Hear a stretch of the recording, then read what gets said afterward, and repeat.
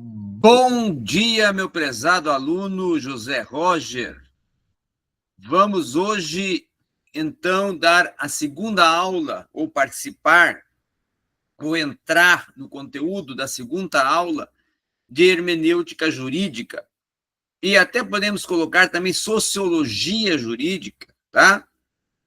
Trabalhando com o Ronald Dworkin, que, como eu falei na primeira aula, ele é responsável por se tornar um dos principais, vamos supor, teóricos, mentores, propositores das teses contemporâneas de direito. Portanto, estudar Ronald Dworkin se torna significativo até para o seu futuro lá à frente, quando vir a pleitear um concurso já na área de juiz. Porque nós vamos trabalhar o Ronald Dworkin, depois vamos trabalhar com John Finnis, e vamos trabalhando assim com teóricos mais tarde, mais à frente ainda, que vão dar muito mais fundamentação para a sua atuação dentro do direito, vislumbrando o magistrado. Então, hoje, nós vamos iniciar, como eu falei, o convencionalismo. Convencionalismo. Nós demos já 2 aulas sobre a questão da hermenêutica jurídica proposta pelo próprio Ronald Dworkin, como é desenvolvida essa semântica, essa construção gramatical, essa argumentação jurídica, e hoje nós iremos entrar já no convencionalismo. Convencionalismo. Portanto, o Ronald Dworkin, tá? Ele vai defender, dentro do convencionalismo, que o direito é o direito num ponto final, num ponto assertivo. Não é o que vão considerar os magistrados, não é o que vão considerar os juízes, os desembargadores, os teóricos, mas é sim o que é proposto. E o que é proposto é que a sua tarefa, a sua missão, é aplicar, não modificar, para adequar a sua própria ética ou política. Ou seja, o juiz ou o magistrado, ele não irá mudar o direito. O direito vai continuar sendo direito. Ele apenas vai aplicar dentro da sua tarefa, dentro do seu contexto, e assim ele não modifica, mas adequa a própria ética e a própria política da sua atividade, do seu ofício jurídico.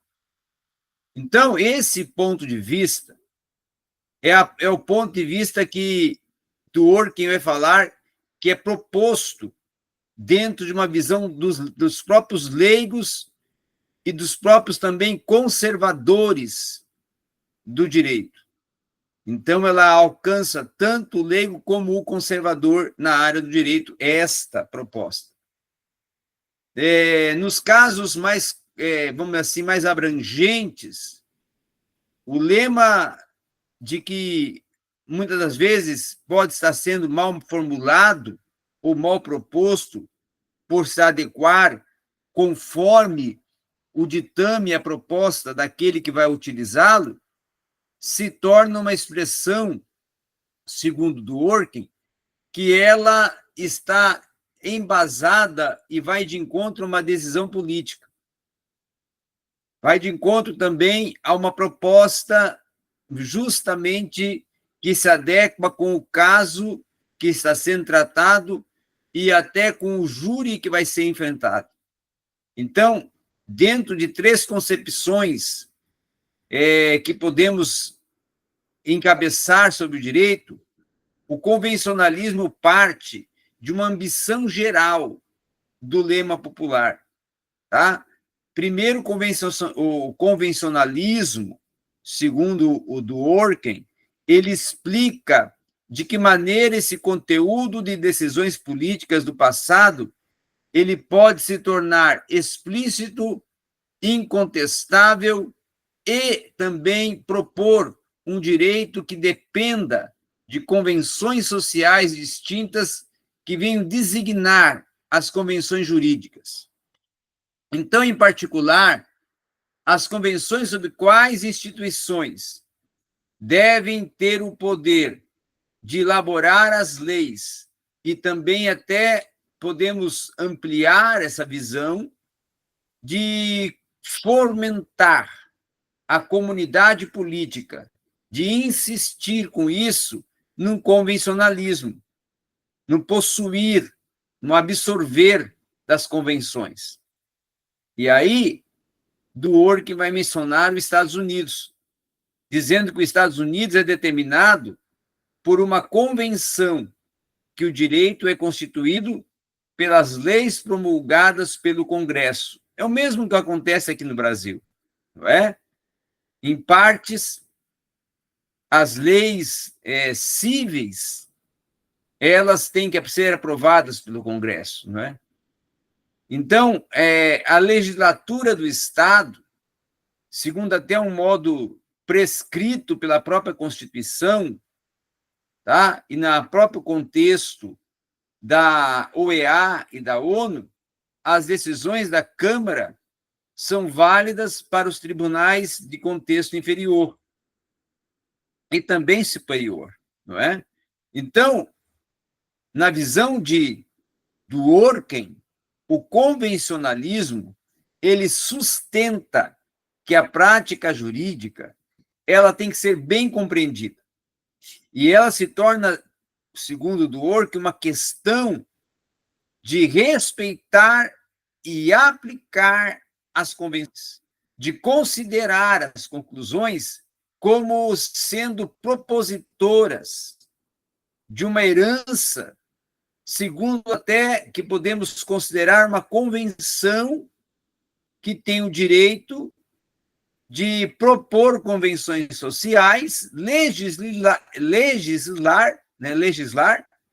tá? Legislar, e também desenvolver o argumento e a linguagem propícia juridicamente para as causas que vão ser julgadas.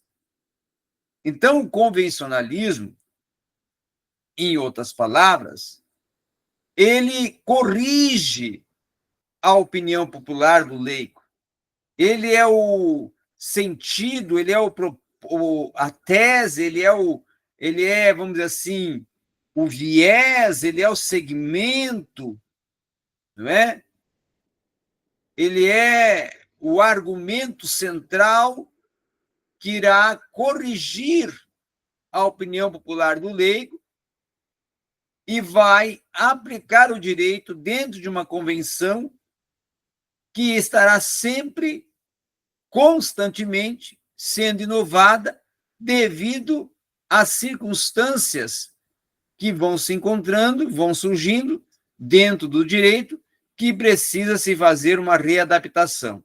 Então, os convencionalistas, aqueles que seguem e adotam o convencionalismo, que seria tipo uma escola e um segmento argumentativo do direito, ele vai propor uma descrição da prática jurídica. Todo convencionalista propõe uma descrição da prática jurídica. Então, os juízes, por si só, eles devem, primariamente, decidir se esses casos novos, de uma melhor maneira até possível, tá? Eles possam, na verdade, alcançar e obter um ganho de causa em razão de virtudes e decisões vinda do coletivo ou vinda do júri, não é? Quando tratamos coletivo, vinda do júri.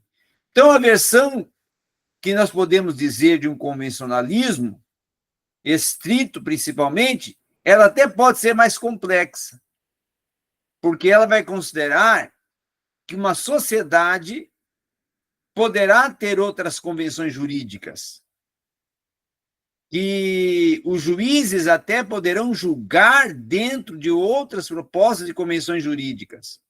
Porém, o legislativo, não é?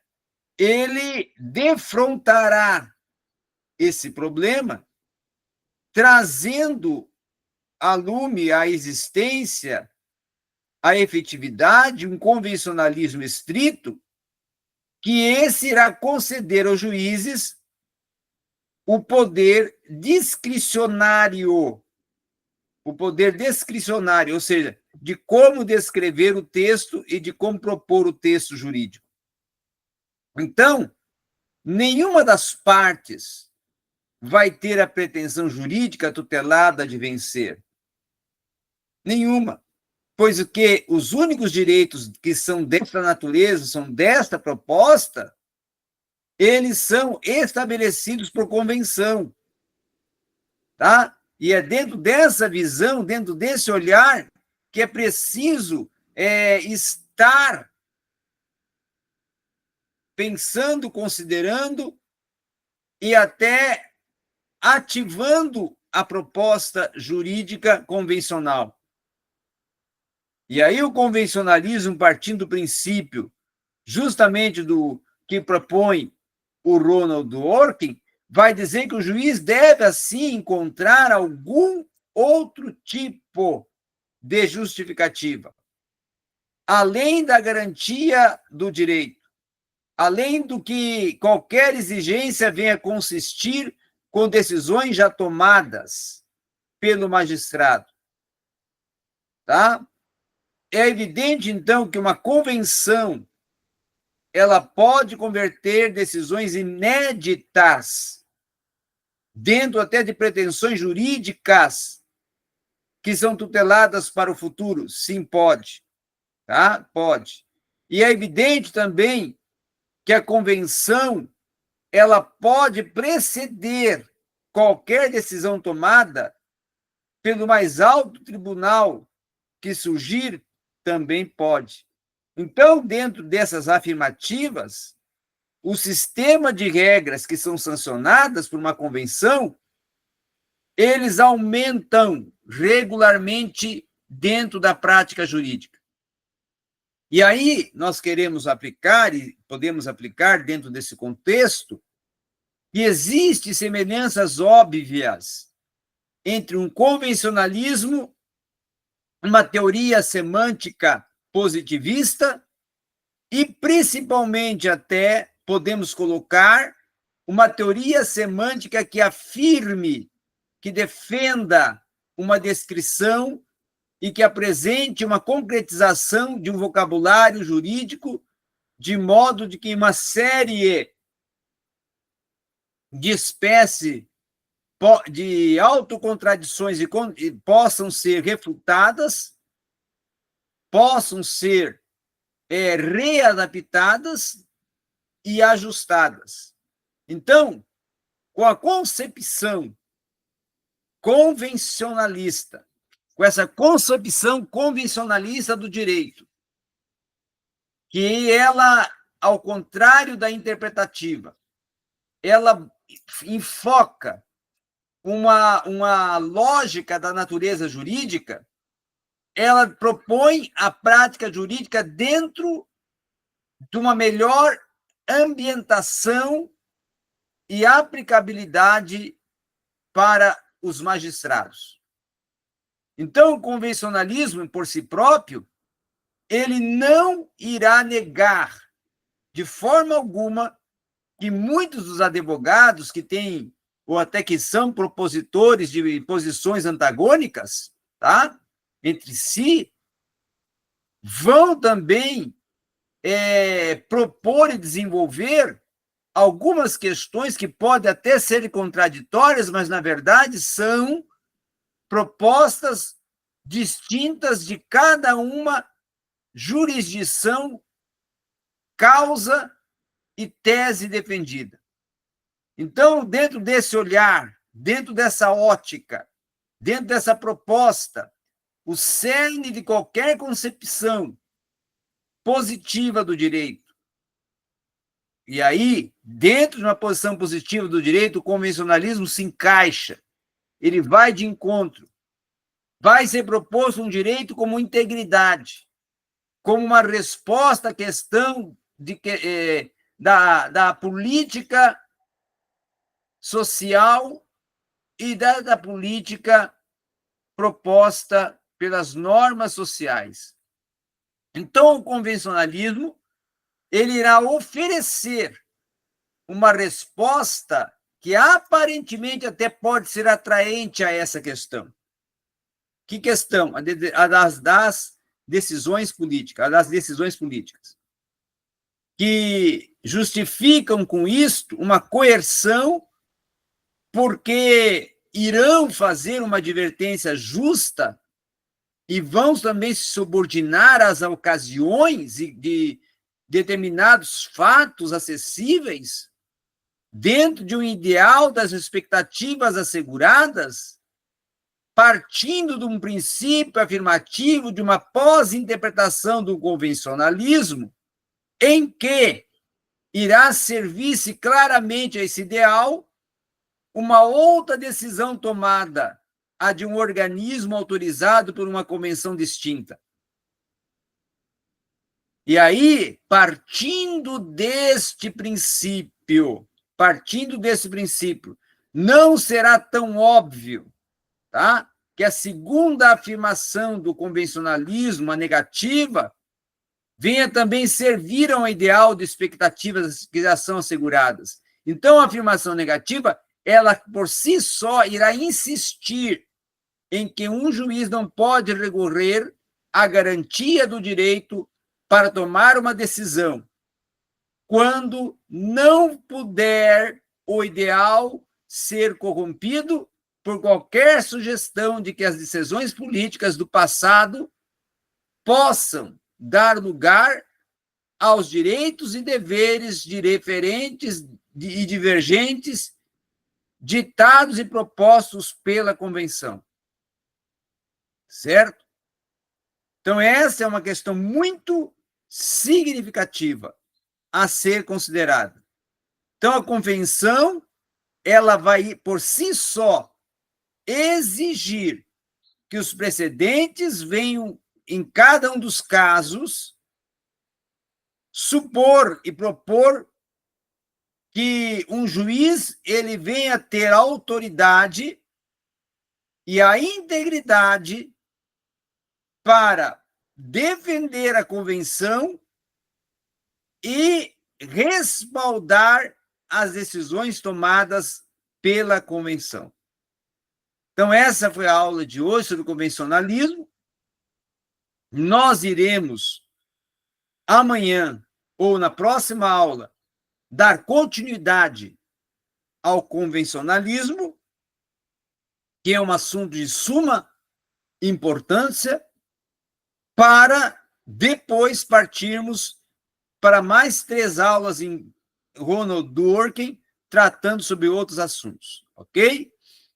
Então, acredito que com a aula de hoje, nós já demos mais um passo significativo dentro das propostas elencadas e apresentadas e defendidas por Ronald Dworkin.